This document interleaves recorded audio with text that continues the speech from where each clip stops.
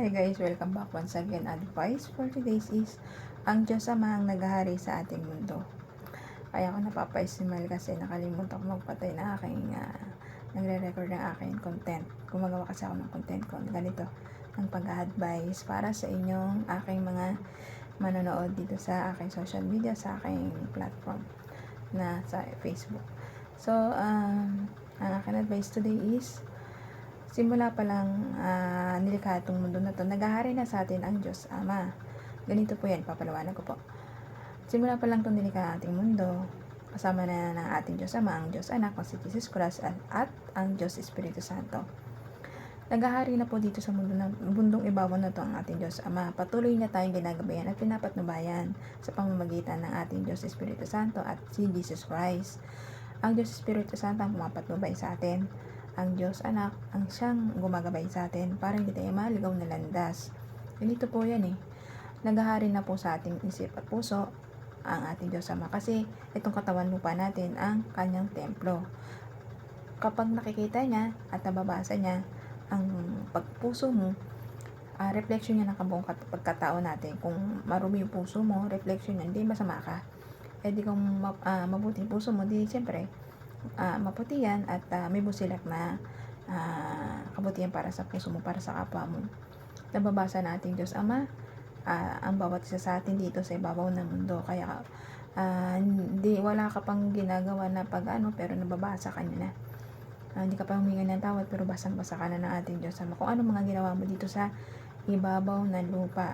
Kapag ang isang tao gumagawa ng puro kabutihan lang dito sa ibabaw ng lupa at puro inisip lang yung ikabubuti ng kapatao niya, di good ka sa ating good ka sa mata ng ating Diyos Ama, kasi nga pinapalawak mo yung pagiging mabuting tao mo, mo sa puso at isipan mo sa pagkatao mo, pagiging mabuting tao mo.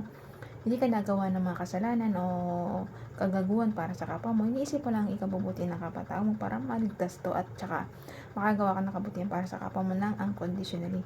Tutulong po tayo, magmamahal po tayo. Kumbaga, ang pagmamahal natin ay binibigay natin ng unconditionally. Huwag po tayo mag-isip ng di masama sa kapwa-tao natin. Puro kabutihan lang. Huwag tayo mag-isip ng ikakasama ng kapwa-tao natin. Puro lang kabutihan iisipin natin para mapubuti sila, para mahikayat natin sila na huwag maligaw na landas. Ang mundong ito ay pinaghaharian na ng ating Diyos Ama. Kaya ang mga demonyo hindi walang lugar para sa mundong ito.